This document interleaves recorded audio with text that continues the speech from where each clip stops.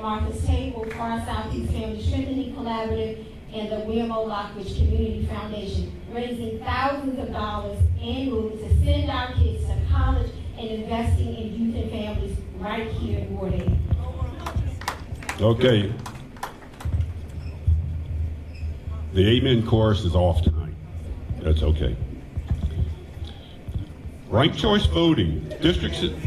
Oh, do you want to answer? I didn't think you would. I got your answer in my head. Go ahead, I apologize. Well, serving on the board of the United Planning Organization, being to help thousands of Ward 8 residents survive through COVID, whether it's providing meals or financial assistance, serving as the chairman of ANCAC, working on the Congress Act small area plan to help with the hospital, to help with Sycamore and Oak, and serving with various community organizations on financial literacy classes right here in this neighborhood with Industrial Bank to help our young people overcome violence and things of that nature. Thank you. Ranked choice voting. District citizens overwhelmingly approved ranked choice voting in 2024 to start in 2026. But neither the mayor nor the council appear ready to fund it. We need a soundproof booth. Do you support funding ranked choice voting to start next year? And Sheila Bunn, this is your first question. So, I apologize, 1 minute if you need it. I do not, given that there are two detrimental flaws to ranked choice voting. One, someone in this room asked the question, what is I-83? That was a big problem in that a lot of our residents are not educated on what it is and how ranked choice voting works. Number two, the fact that ranked choice voting and open primaries were coupled together in item 83 is problematic for me. Had they been separate initiatives, I probably would have a different perspective. But the fact that it was coupled with open primaries, and I'm a proud, strong Democrat, believing that if you want to vote in a particular primary, you have that choice. Okay, thank you. I have on here Mr. Adolfo, you're supposed to speak next.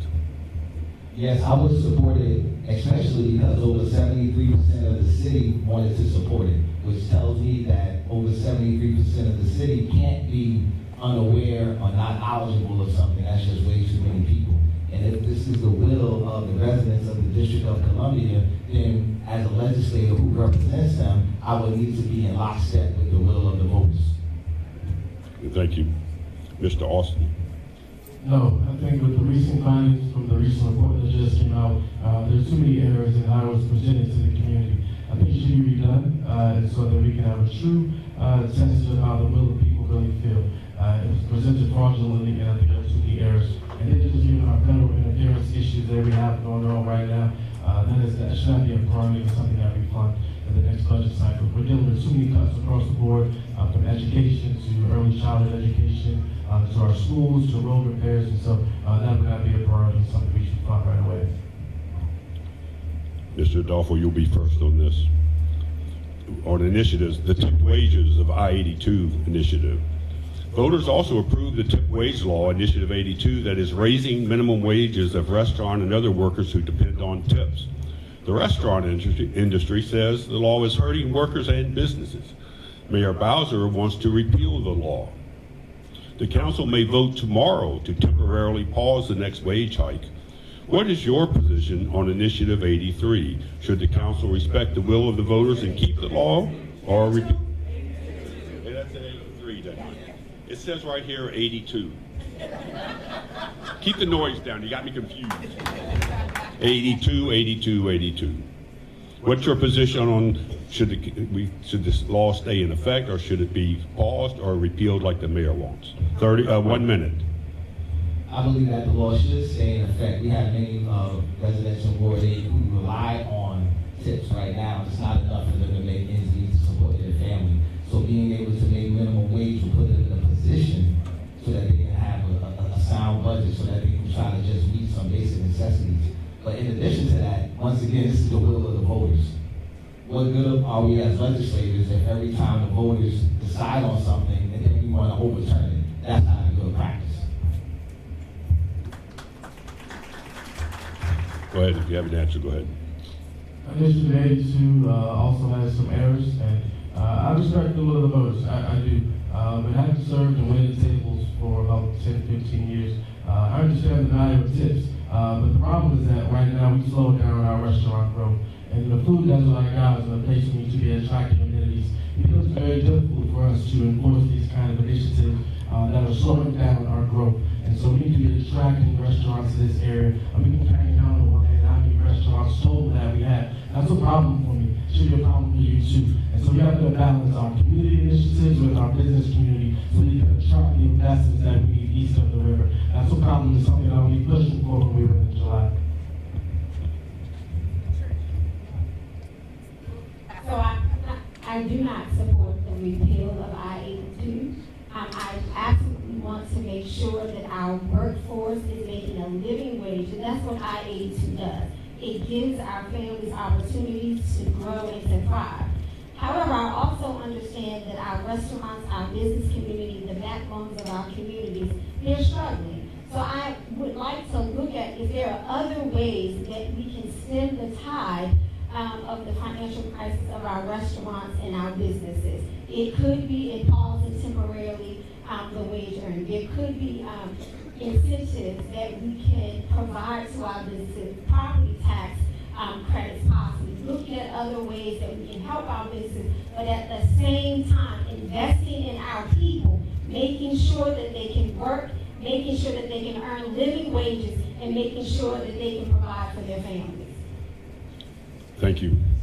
A big budget picture question. The big picture. Mayor Bowser last week publicly released her proposed budgets through 2029. After years of bigger and bigger budgets with more money and more programs, the district faces budget deficits.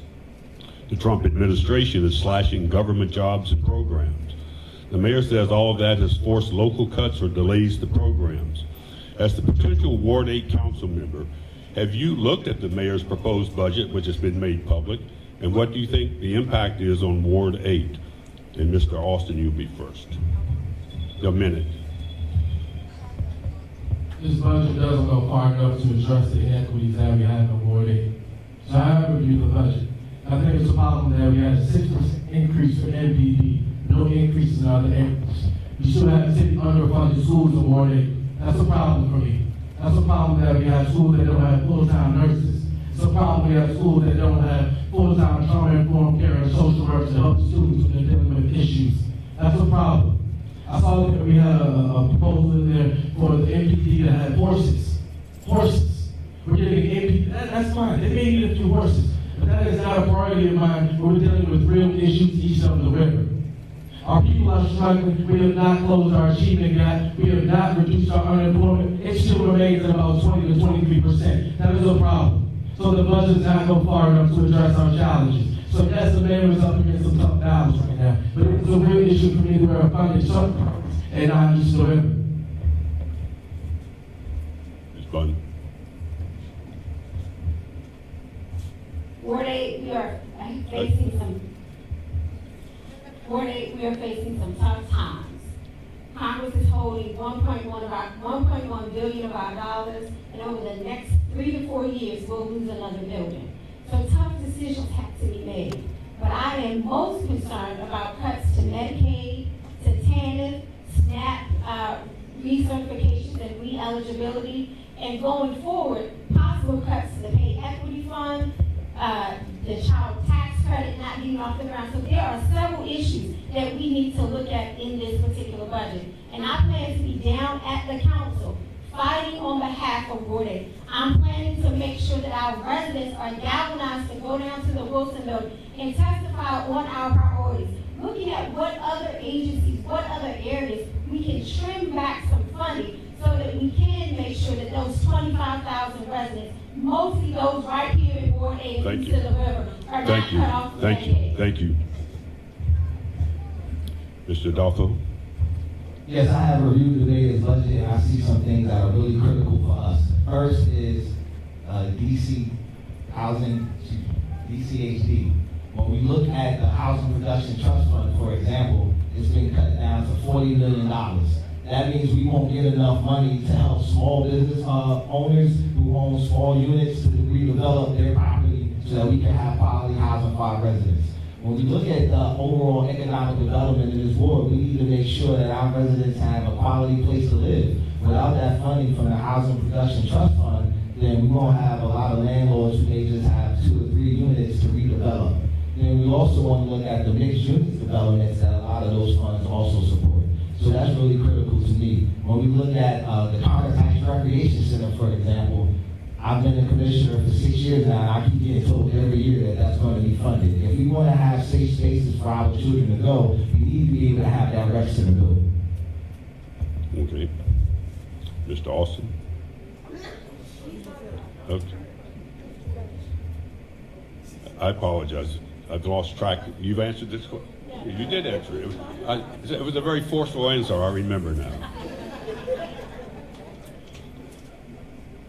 Okay, I apologize. Looking at my notes wrong here. This is the first question to Sheila Bunn. Sanctuary cities. The mayor wants to repeal the D.C. sanctuary city law for undocumented immigrants because Trump's threat to cut off federal funds. Do you agree with the mayor? Just a minute. DC has always been a welcoming and embracing city. We've always fought for those that are the least, those that are down, those that are out. And I understand that we are facing some tough attacks against our home rule from this Congress and from this president. But at what point do we stand up and say, we have to fight for what we believe in, for what the district, for what the residents say? If we've decided that we are going to be a sanctuary city, and we decided that we want to make sure that we're going to take care of our residents and those that come here, then we need to stand firm in that stance and support those neighbors, those residents, those people that are in our communities, that are living here, that are part of our fabric, and making sure that we protect them and that we also stand for our values. We have a struggle against us. Congress, this president is trying to DC home rule. Thank you. Thank you. Ms. Dawson, go ahead. The mayor is in a precarious situation. It's difficult. But I will say that it's beyond time that we start to push back. Now, we tore up Black Lives Matter. We did. All right, and I understand we have to protect our federal funds. We have to continue to keep those funds coming in. But we have to protect our undocumented residents. So at some point we have to draw the line in the sand and say we're going to push back. Because if we don't continue to be pushed around, home rule will be fed. At one point will it stop? So it's time for us to push back. Many of you in this room know somebody who was undocumented. You work with somebody who's undocumented. I've worked at plenty of restaurants, and I know I have. And so we have to make sure that we're protecting our people the best way we can. So it's time to draw a line in the sand, and to your question, obviously we push time on that. No, I do not agree with the mayor on that position. We have folks that come here for hundreds of years who are undocumented, right? So we have a history of supporting folks who come from other places. So in today's world that we live in, this is one of the things that makes being in the District of Columbia great, that you have people that come from all over the world get a chance to give our city a beautiful experience. So the answer to that is no. Thank you. Mr. Dolphy, you'll be first on this one. Rent control revisions. Rental housing is a critical issue in Ward 8 and citywide. DC law allows tenants to band together and buy their buildings to avoid evictions. It's called the Tenant Purchase Law, TOPA. To encourage more housing, the mayor wants to exempt any new apartment buildings from the tenant law for 25 years. Some council members want the exemption for new units to last only 3 years. What is your position on the tenant purchase law, whether it should be changed, kept the same, or some way modified? A minute. Well, if anything, it's always not as black and white as just saying, hey, I want to take this particular position on yes or no. But we have to look at what are the residents' ability to have quality of life. When I look at Marbury Plaza or I look at Wingate, many of the residents that live there don't have the quality of life that we would want them to have. So having something that stay tied up in court for 5 or 6 years does not change the material conditions, the living conditions of the folks that's in there. So that's one. Two, we also want to make sure that the residents do have some rights, and being able to exercise their total rights gives them some kind of leverage. So as it's currently constituted right now, I would want to see it stay as it is until we can find a happy medium to where we can make sure that the quality of the housing that the residents get in is built from day one and maintain that throughout the process so that we don't have to have tenants exercise those rights to begin with. Ms. Bunn, do you want a limit on new construction for 25 or 3 or any other number of years? So this is not a win-win situation for tenants, for landlords, or for the city. But we're in a hard place right now where there is no new affordable housing being built. We have lots of housing developers that are closing doors, and the investment in building affordable housing here in the district is drying up. So I do believe that we need to take some steps to try and figure out how to make it easier and make it easier for investment into affordable housing. Is that exemption for 25 years or 3 years? I don't know, but I do want to look at what it would take to make sure that our tenants have the opportunity to purchase their homes if that's what they want to do, but also making sure that those providers who build housing are incentivized to do so and can do so. The majority of the TOPA deals that happen are on buildings that predate 1978. So exempting new market rate ones could be a possibility. So we have to look at various ways to try to help our housing ecosystem. Thank you. I am being rude, but we have to wrap up those sentences. I'll be brief. TOPA plays a vital role in our community. It has protected and helped residents to purchase their homes and their properties from some horrible landlords, because we have some slumlords in the community. They've used their rights to leverage and negotiate housing conditions. Exempting new market rate units may not be a problem. I would want to talk to the community to figure out how this really impacts Rhode, but I don't have a problem with exempting new market rate units. We're not talking about units that were built 20 years ago, 30 years ago, 50 years ago. We're talking about new market and exempting those units. I want to make sure that we keep the current level of protections for our residents in place. Okay. And Mr. Austin, you'll be first. Low-income housing. Ward 8 has a disproportionate concentration of low-income and subsidized housing that many believe discourages groceries and other businesses and community development here. Do you agree with that assessment? And if so, how would you boost economic development? And what specifically would you do to promote full-service grocery stores in the district? 1 minute, it'll be Mr. Austin to start.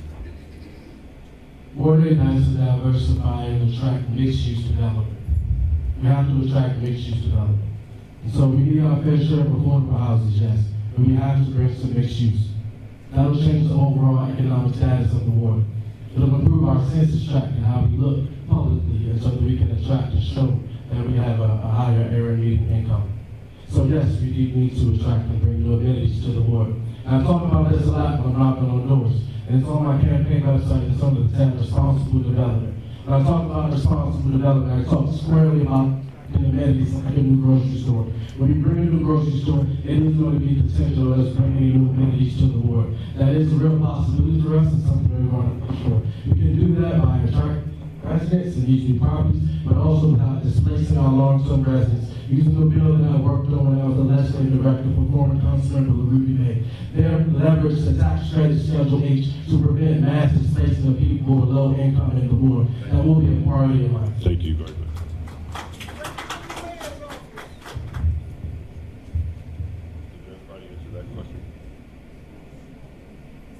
Did everybody answer that question? Okay, I'm sorry.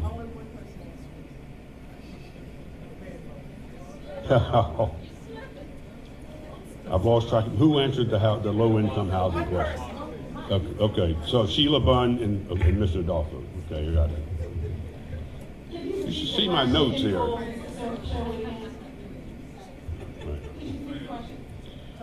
low-income housing and of interfering with economic development, and what specifically would you do to promote full-service grocery stores?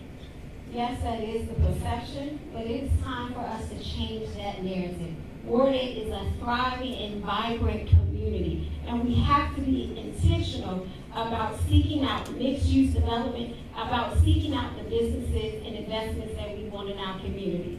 It may be a while before we get another full-service grocery store, but you know what? There are ways that we can feed ourselves now. Right on Marionberry Avenue, Dreaming Out Loud is building a food market so that we can feed ourselves. We have a farmers market that is opening this Saturday. So we need to invest in other farmers markets so that we can continue to feed ourselves. We also have to make sure that we are looking at community gardens like at the well, looking at the fresh farm stand that comes to the Anacostia Museum, looking at bringing Arcadia Mobile Market right here to our communities on a greater basis, and looking at replicating a program that Market Table, a partnership with Instacart to bring food right to your door. I need to point out, Ms. Bunn, that you're the only one really going over the time limit.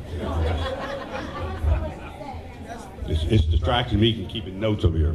Mr. Adolfo, low-income housing disproportionately in Ward 8, concerns about economic development, and a full-service grocery store, more than one. What would you do to help bring that about? Well, currently I've been working with the Ward 8 Farmers Market to make sure that they can get some of the funding that it needs, as well as find a location for it to exist. So when we had a meeting with the mayor, she came to our ANC meeting, we put the question forth to the mayor, and they've been able to merge with Soul for the City and find a home on St. Elizabeth's campus. Since then, we've been working with the farmers market to try to be either in the Bridge District or to use the open retail space that was in Whitman Walker Health. So as a council member, I would want to make sure that the money is in the Deputy Mayor for Planning and Economic Development, as well as DC Health, to combine funds to help us get a farmers market that can be scaled up to either a food cooperative or to a full-service grocery store. We have the development that will at some point take place very soon on the old campus of UMC. So when that property is demolished and there's going to be a request for proposal, we need to be able to have the workforce development in the ward so that we can provide jobs for folks. That's how we would combat low wages and low income. Thank you very much. Public safety question, Ms. Bunn, you're first. Stay near your chair, please. Making me nervous up here.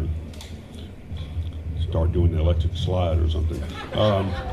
Okay, public safety. Open air drug markets, prostitution, and frequent violence would never be tolerated in Ward 3. But these quality of life problems are a fact of life in Ward 8. How would you address it? Take a minute, please. Ms. Bunn is first. Addressing this problem will take a multi-pronged approach that involves community and our government. From the community perspective, one of the things that I want us to get back to is our neighborhood watch program. When I was growing up and moved to Bellevue, that community was not what it is today. But a band of neighbors got together, they formed the Orange Hat Committee, if anybody has ever heard of that, and made sure that that element was taken out of our community. So making sure that we are funding and putting together opportunities for that. Working with our law enforcement, but also making sure that individuals that are perpetrating those crimes, they really need to have the basic services. So if we can get young people off the street by making sure that they have money in their pocket, that they have out-of-school time programming to keep them involved, making sure that we have mental health support on the ground. Thank you very much. Mr. Austin or Adolfo, it doesn't matter. Because I'm changing the order. What was the question? Okay, it's public safety. I've already put it away. Why'd you remember that? Anyway, open air drug markets and prostitution and frequent violence would never be tolerated in Ward 3, but these qualities of life are problems in Ward 8. Facts of life in Ward 8. Why? How would you address it? Well, currently I'm addressing it by some of the work that I do with the organization Transformers Rights of Passage Experience, where we work with the Department of Behavioral Health to address the opioid crisis. So we work with organizations like Jobs Not Guns, Jobs Not Drugs, to make sure that folks can have economic opportunities to get jobs. We work with young children to talk to them about leadership development and giving off drugs. But the key to all of this, though, is going to be education. We know that communities that are more well educated have lower crime, they have higher economic development. So if we want to really address these issues, we got to do better at educating our community, which then goes to help to raise the literacy rates in this ward. I've been trying to work to get together a literacy program, but the campaign is taking up some time on that. But we can deal with the literacy rates in the ward, and we can reduce some of the crime in the ward. Mr. Austin. Mr. Austin. Open-air drug markets and sex work have plagued our community for a long time. And that's why I'm going to say it's time for us to have innovative approaches in how we address these solutions. We can't keep trying the same old tired excuses and trying to make them work. We've tried to increase the penalties. We've made more jail time a factor. None of those things have worked. So it's time that we figure out a new solution how to get to the problem. So let's take the open drug market. Most of our crime in the district centers around economic issues. So it's time that we solve the economic challenges of our people. I don't know how many of you have talked to some of the young people selling open air drug markets. They're not making as much money as they once were. They don't know another option. They're trying to figure out what else they can do. So we need to connect the government to the resources. Too often the government is over here and they're not connected to finding opportunities. The same thing with sex work. We create a sex work pathway program where we stop the sex work for these women and these other workers who can give opportunities in a way that they can make a sustainable living wage outside that work. Thank you. Second public safety question, drug treatment and the community safety. I was told by several people that there's concern specifically about the BHG methadone clinic here in Historic Anacostia commercial corridor on Marion Barry Avenue. The disruption? Oh, okay. The disruption it's causing around the clinic. Would you introduce legislation to move it and to purchase the property for better city use? Mr. Dolfo, that'd be first to you. Just a minute, the BHG methadone clinic. The answer to that is yes. I had a conversation with Commissioner White, and we want to support the resolution that she wants to put forth to move the clinic onto St. Elizabeth's campus. And as a council member, I definitely want to put that there because to me it would make more sense for those folks to be connected to our hospital with other medical resources. Mr. Dawson. The clinic needs to move 100%. It's a shame that children walk to school and have to walk past the methadone clinic. People sitting on the corner because they're not barely fixed. Now it serves a purpose, but it should not be right there next to a school. So I think we should move it to the old United Medical Center. For those of you that don't know, I just left UNC where I closed down the hospital. The hospital is still open, well it's closed, but the facility still runs. And so we can just put it right there. We can fully staff it, put security guards over there, and just move it right there. It's out of nobody's over there right now. It's already gated in, and that's the best proposal and something that I pushed for in the first year of taking office. Ms. Bunn. The answer is absolutely yes. That corridor is a business corridor, and we're talking about attracting more investment and making sure that the businesses that are already there thrive and can stay competitive and expand. We have to move it. So either moving it to next to the hospital, or I would propose down to Blue Plains where Job Corps is. We need to make sure. I'm the location. It just happened. Nonetheless, moving it, yes, but I would want to move it to UMC, to the old site, because we want to use that as a mixed-use development that can bring in more housing or more retail for our community. So yes, moving it from Marion Barry Avenue to another location that does not impede our businesses from thriving and expanding in that commercial/residential neighborhood. Okay, thank you very much. One more public safety question. The district spends millions of dollars on violence interruption programs. Some questions about their effectiveness, but some people say it's hard to track when crimes aren't committed. The mayor and police chief say, despite the violence interruption programs, the district needs to hire 600 more police officers to do better law enforcement to go along with the violence interruption efforts. Do you support hiring more and better police? Mr. Austin first. 1 minute. 1 minute unless I have a brain freeze and say something else. I'm tired of the violence in our community, but I believe wholeheartedly in the violence interruption program. I think it will work. I think the problem is we've never seen it to its capacity. We've only seen it used as a political tool. We've seen it used as a slush fund. We've never seen it used to its proper capacity.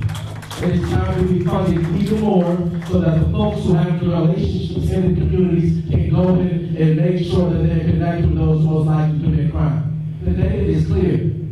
The program works. We need to fund it more. We need to make sure that we're doing the work and we're putting the right people in position. I've talked about interruptions and I'm not interrupting no violence. That's a problem for me. It should be a problem for you too. So we put some people in the wrong position, people in politicians that use it as a tool, and that's okay. Now we have better auditing, we're going to get greater oversight, but the program absolutely needs to be fully funded. It has worked in other agencies, and it will work here, but we have to do it right.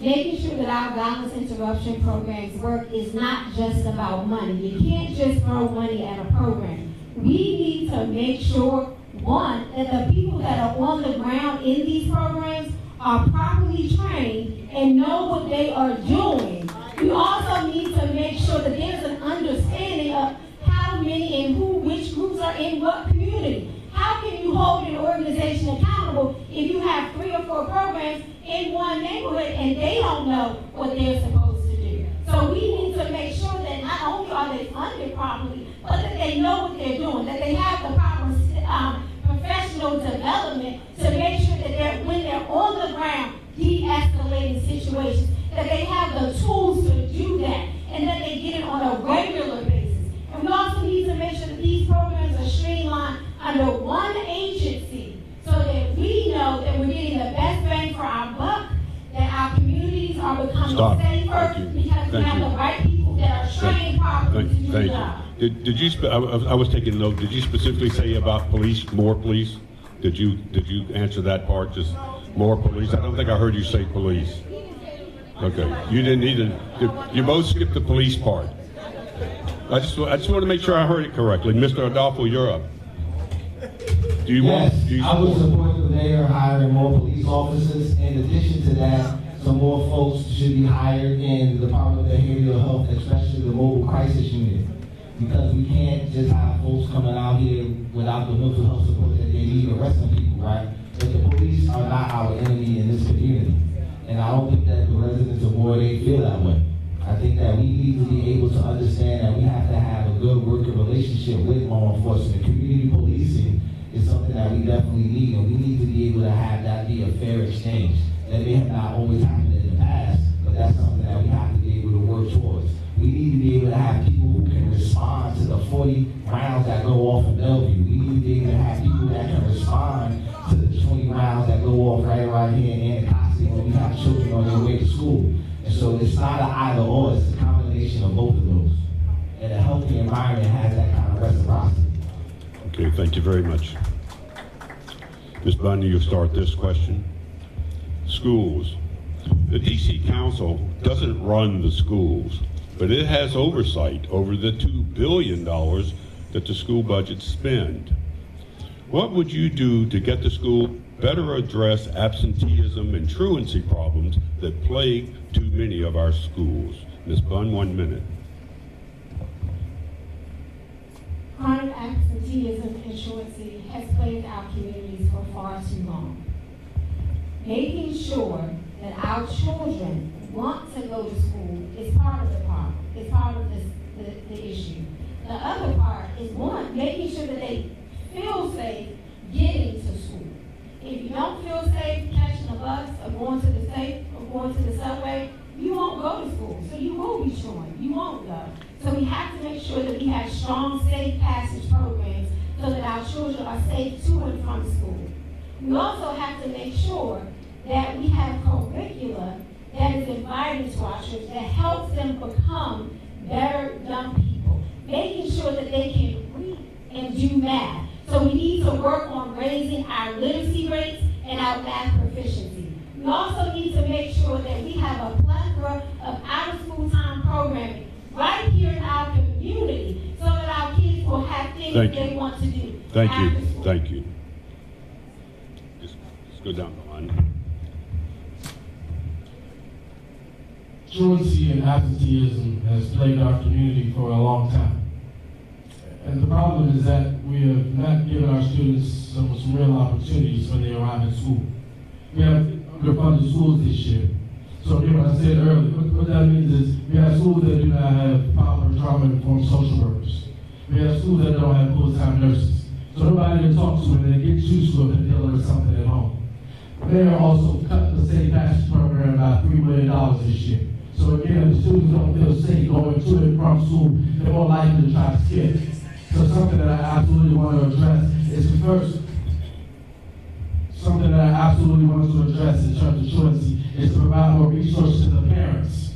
Because the parents also have to take some responsibility for the student not going to school. Now I know they may be working 2 or 3 jobs, so we make sure we're giving them proper resources so that they need some assistance, if they need to be talking to their young people, if they know their child's not going to school, we have to make sure that we're giving them proper resources so they get their young people in the classroom. Thank you. The candidates are starting to inch away from their chairs, so I just want you to know I'm not leaving the lectern. You guys don't leave your chairs. Mr. Adolfo. Yes. School absenteeism. So to help address that, I believe that the family is going to be the center of that issue. So the more that we can provide support for the families, whether the guardian is a grandparent or it's a next door neighbor or it's the parents themselves, helping those parents with literacy issues that they may have or having some more support will give the children a foundation that they need at home. And so once we start at home, then we can grow from there. Then we can look at the safe passage programs. We can look at the curriculum that are in some of our schools, especially our public high schools. Anacostia Senior High School now has a partnership with UDC, so that's something that is on the right track. We need to also look at some of the athletic programs at our schools. Many of our students want to go to certain schools because they want to play sports, so we have to look at all of those different options that's available to us. Something that I do is also work with high school students to take them on HBCU tours. So finding ways to incentivize children to want to go to school will help deal with that issue and support their families. Thank you very much. This is be a 30-second answer. To raise more revenue, Mayor Bowser wants to legalize and tax new commercial poker, bingo, and blackjack games at all kinds of locations all around the city subject to licensing. Are you in favor of legalizing commercial poker, bingo, and blackjack games in the District of Columbia? 30 seconds. And Mr. Adolfo, you're first. As of right now, I'm going to say no. I don't have enough information on how we would make that work.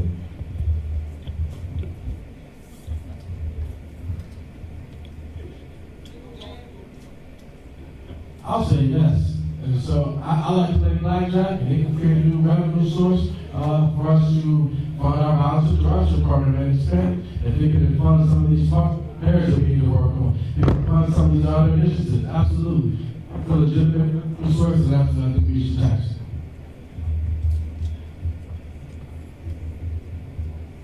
Well, on this one, we agree. If we're not taxing our people, and this is another way to bring revenue, yes.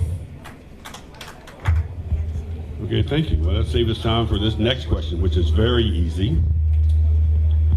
The NFL stadium. If you win, you may be voting on whether to bring the Commanders team back to RFK in a massive redevelopment. All three of you told Channel 7 this weekend that you're for the stadium, but want to make sure there are more guarantees of jobs and economic benefits to flow to citizens and Ward 8. But some citizens think the stadium is a $1 billion giveaway to billionaires. What do you have to say to those citizens? Take 1 minute. No, and Mr. Austin, you're first. What do you say to the people who see it as a billionaire giveaway? I hear them. I do. I hear them. I think you also have to understand that these are capital dollars that are being spent on the stadium. And so if the stadium is not going to truly support Ward 8, when I mean deep investment in Ward 8, and I'm not just talking about low-wage concession jobs. I'm not just talking about parking lot jobs. I'm talking about real jobs, transformational jobs that'll put money on tables and food on tables for families and for generations that I can't see anywhere that we can move forward. But right now, we do have an opportunity when we win to make sure that we are creating those pipelines to those real jobs. $1 billion, Ward 8 has to benefit. Ward 7 has to benefit. We have to use local CBEs. We have to make sure we're putting aside jobs and CBE preferences for Ward 7 and 8 businesses. We can also make sure that we're leveraging the dollars to fund initiatives that directly benefit east of the river. We can fund some of our programs like violence and corruption. We can fund some of our pathways. Stop, thank you. That's one word we know in this room, stop. Okay, Ms. Sheila or Mr. Doppel, whoever has the mic closest.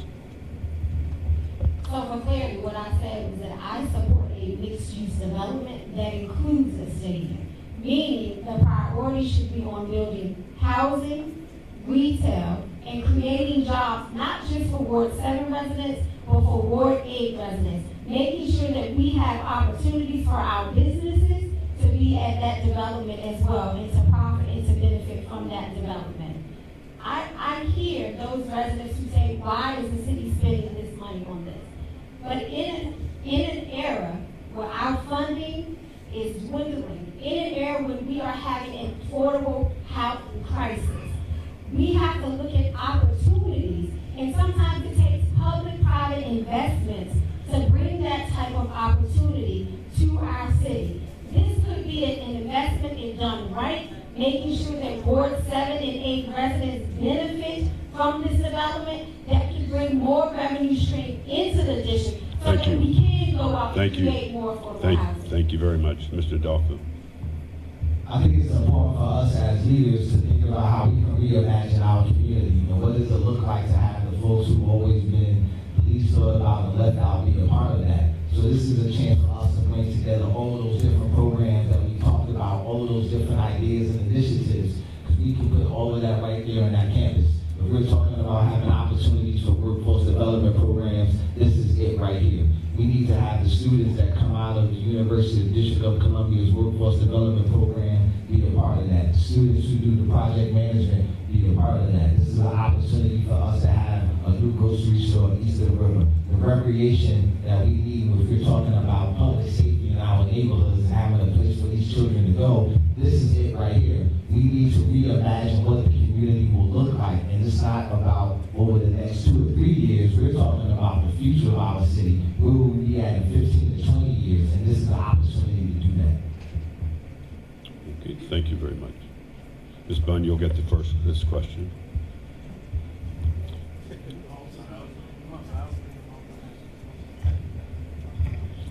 You want the candidates to ask another question of each other? No, we might get to that. All right, here we go. I want you to talk in terms of economic development for Historic Anacostia. What do you think about the 11th Street Bridge project, which has been planned for and underway, is getting money and may open in 2027? And what do you also think about this proposal to the international company Therm to have a 15-acre spa wellness center at the Poplar Point, 110 acres? You like that? That was pretty good, wasn't it? All right. Are these things that you think are going to help the Anacostia, east of the Anacostia, or not? Sheila Bunn, 1 minute, please. The bridge and Therm. I am excited about the opportunity that both can bring. The 11th Street Bridge Park and its work that it is doing to help our residents become homeowners is something that I'm excited about. I think through their work, they have almost 200 new homeowners right here in Ward 8. So that's important work that the the 11th Street Bridge project was intentional about. And I want to make sure that for those of our neighbors who are ready for home ownership, who want to build generational wealth, that we replicate those opportunities. So I think it can be a win and a good economic move for Historic Anacostia. On Thurman, on the 15 acres of Poplar Point, I think that is an opportunity, if done correctly, can bring wellness opportunities right here to this community. But we have to make sure that we are working with entrepreneurs that are already here. Thank you. To have the possibility Thank you. of being involved in the project. Thank you. Not too much. Thurm and the bridge, particularly Thurm, which is a brand new thing. The 11th Street Bridge project's been around for many years now. But Thurm, I just want to understand people know what's being proposed there and whether you think it's good for your neighborhood. Well, of course, the bridge project, yes, I support 100%. They've been a good neighbor and a good partner, and that's what we can ask for our local businesses and our initiatives here in Ward. Third, I know it's relatively new, and so it's just coming around, and I'm excited for it. You want to see what it looks like overall, and I think it can attract and support our ecosystem here in Ward, our small business ecosystem, and it can attract and bring new investment here in Eastern River. Mr. Adolfo. The answer to that is yes, I support both of them. I believe that they can feed each other. When we look at the 11th Street Bridge project, the work that they've already done through the Home Buyers Club that they have once a month on Saturdays over at the Arc has helped us tremendously build wealth right here in the community. When we look at being able to develop the park, that's something else that we definitely need too, because then we need to have these things in our community. We don't always want to go out to Virginia or to Maryland.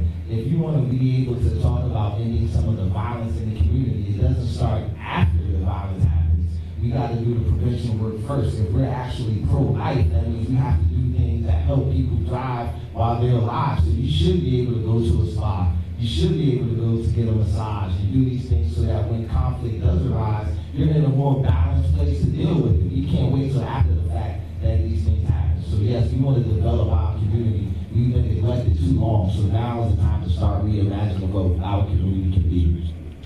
Okay. All right, thank you very much. Mr. Adolfo, you'll get this first question, the next question. Public transit, bike lanes, environment.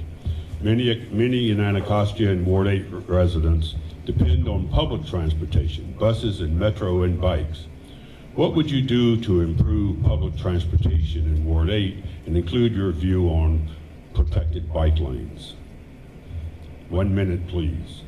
Well, we already tried to support protected bike lanes in Congress Heights along Southern Avenue and Mississippi Avenue. There is no parking on the south side of Mississippi Avenue, so having protected bike lanes there does not reduce any of the parking that we would have. You already have bike lanes going up MLK. There are bike lanes already on Malcolm X Avenue. We see time and time again tractor trailers being parked right on Malcolm X Avenue. So having protected bike lanes there would help us tremendously in that space.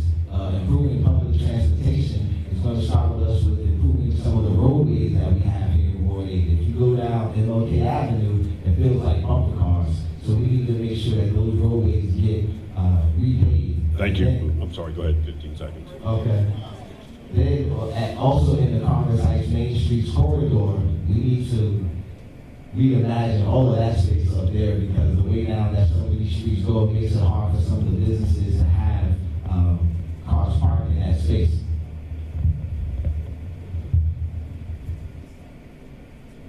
Transit, go ahead. Transit, no, it doesn't matter. I support bike lanes. I think the challenge now is with our metro.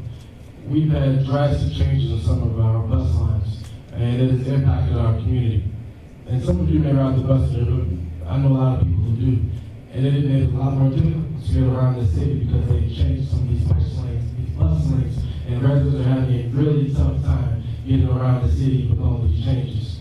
And so we need to make sure we're giving greater oversight to WMATA and make sure that we're talking and working with the council colleagues to make sure these new routes are actually having community input and our residents have a seat at the table, because it has been a challenge, and I've heard from the high residents that they have not been able to navigate these new routes.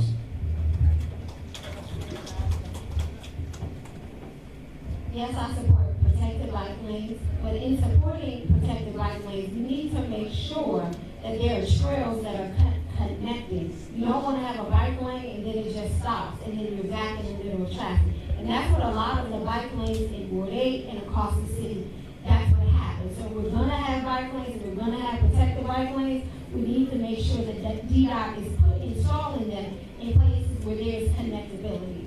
In terms of improving public transportation, yes, it's about making sure that our roads and our infrastructure are paved. But we also need to look at places around our schools, looking at pedestrian places to make sure that we are implementing measures to make sure that it's safe to walk across the street, that it is safe for our students to get out of a car or off the bus and get into school. So we need to make sure that we're looking at that holistically so that drivers and bikers and walkers can do all of that safely.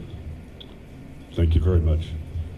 I've been told we've been given a hard stop at 8 o'clock because of the church people who work here need to clear up the room and so they can go home and come back the next day.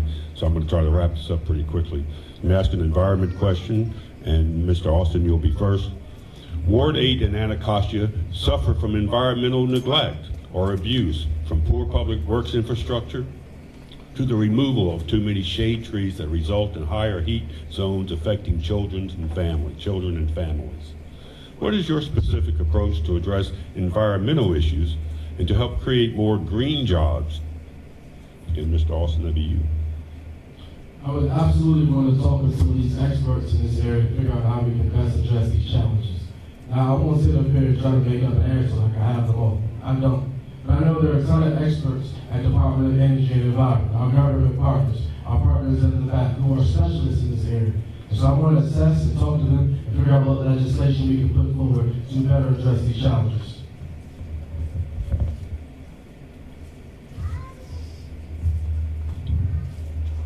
Go ahead, whoever has an expert, Mr. Adolfo.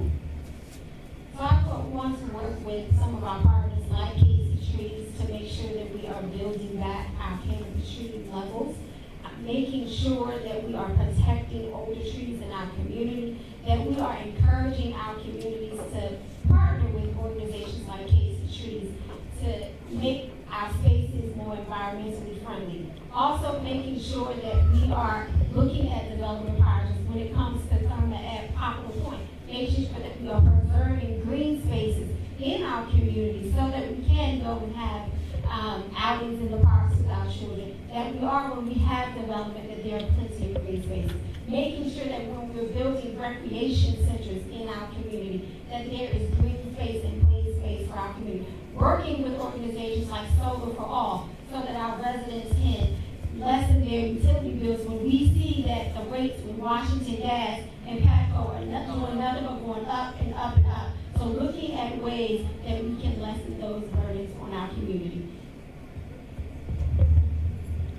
Okay, I think, yes, Mr. Adolfo. Our environment is very important to me. So currently I work with organizations like Ward 8 Woods and the Farmers Market to make sure that we have use of green space in our community. As a commissioner, we provided funding to Ward 8 Woods to make sure that they can hire people from this community to go out here and help clean up some of these spaces. I work with Ms. Gloria, Ms. Veronica, and Ms. Monica. We've done cleanups in Oxon Run Park to clean out the waterways in that park so our children can have a safe place to play. We pick up the glass and the broken needles and all those bottles of beer in the park and clean that up. If you follow me on social media, you see that I'm trying to clean up all of the mattresses and the toilets and abandoned cars that's left all over our city to make sure that we can have safe passages and routes to and from school. So I would continue to work and use the power of the office to bring more resources to help and keep our community clean and making sure that the city services in this ward are on par with the rest of the city. Thank you very much. We're about out of time. I want to ask some quick questions. It just may be a show of hands. These are audience questions. I apologize for not getting to some of them. I think we got to most of them. What is your position on building a prison, not a jail, to bring DC prisoners back to our locality? Just 15 seconds. Just yes or no. A prison, not just a jail. No. Well, you have to have a microphone. Yeah. Do it quickly. Just no. No. Okay. Position on building a prison, not just a jail. Yes. Yes, because. Okay. these Thank you. researchers Thank you. prevent Thank you. exposing their Thank you. Thank parents. you. Thank you. Good thing I'm not a teacher and you're in my class. You'd be here to midnight, mopping the floors. Anyway, here's an easy one. Do you support Mayor Bowser for a 4th term? No, I didn't ask the audience. Geez. All right, this is a yes, no, or a maybe. Just start with you, Mr. Adolfo. Yes, no, or maybe. Maybe. Mr. Austin, yes, no, or maybe. Maybe. Sheila Bunn, yes, no, or maybe. No speech. Did you say maybe? I'm having to watch you over there. Okay, here's the last question for your 1-minute closing statements. What did you? Who's asking what the question was? We've already got it answered over here. All right, here we go. If you all spoke at the beginning of this forum when you said that the council was right to expel council member Trayon White. And I think you also all agreed that if he gets elected again, he should be expelled again. Question, why couldn't the 3 of you get together and put just one candidate up for the benefit of the ward to defeat Trayon White? And do any of the 3 candidates want to drop, do any of the 3 candidates want to drop out at this point? We can make some news for the reporters over there, try and keep them awake. Quick, 20 seconds, just to answer, Mr. Dolphy, you start. Well, I wanted to run because I know that I have what it takes to represent the ward. I haven't discussed this with the other candidates. Okay, so. I'm fond of these other 2 candidates. I know we've not discussed anybody dropping out, but I like the both deal. Ms. Bunn? They all right. But I believe that I'm the best candidate given my 30 years of experience delivering results for Ward 8. All right, be careful, that'll be your closing statement. Okay, here we go. Thank you, ladies and gentlemen. We're now going to be out of time here. We're going to give them 1 minute to wrap up, to ask for your vote, maybe give their website or whatever they want to say in 1 minute. And I forgot who we started with. I think it was you. It was you. Okay. Well, okay. All right, let's just start here because on my left with Mr. Dolphy, you start. There's no favoritism in how you end whatever. You have 1 minute, a hard 1 minute, so we can keep the clock going. All right, 1 minute. Why should people vote for you? I'm a hard worker. I've already worked with many of you in this room, whether it's getting my hands dirty, trying to clean up the community, or working with you to try to help save our youth, or sitting here with Sam trying to do many of the community programs to just feed our people. It's time that we be able to move to the next level and expand upon some of that great work, whether it's helping to create an incubator space for businesses, like working on the small area plan for Congress sites with great folks like Monica Ray, or whether it's helping to make sure that we have a hospital right here in this world by making sure that they can get the permits that they need to work overtime so the hospital can be delivered on time. I have a history of doing work in this community, and we need somebody that can work in this community and have the relationships with people. I've been working with many of the commissioners and residents in this room to help us have budget recommendations when it wasn't even quote-unquote budget season. And I let you all know that all throughout the year, this is something that we will continuously work on so that we will always have a seat at the table and have foresight as a leader. Thank you very much. Stop. 1 minute. Why should they vote for you? I want to thank you all for coming out tonight. My name is Mike Lawson, and I'm one of the early voters of July 15th. This is a very serious election for us folks. My opinion is probably the most serious election we've had in a very long time. Our people continue to be in a perpetual state of emergency. The violence in our community has not stopped. Our unemployment rate has not dropped. We have not attracted new amenities and jobs to this world in a long time.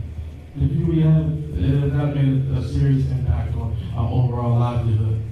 We need somebody who can get down and fight with the other council members. Again, I said we have 10 underfunded schools this year. That's a problem. That's an oversight because nobody was paying attention. Years before, we've had other underfunded schools. It continues to be a persistent challenge. We need somebody who will fight with the other councilors. Ward 3 has fully funded their schools. Janice George restored funding to her schools. We continue to deal with the same challenges. We're not connecting our people with opportunity. Thank you. Thank you. Thank you. Ward 8, I'm Sheila Bunn, number 3 on your ballot, and I'm asking for your vote to be your next Ward 8 council member. Ward 8, we are in perilous times. Perilous times. Not just for Ward 8, but our city.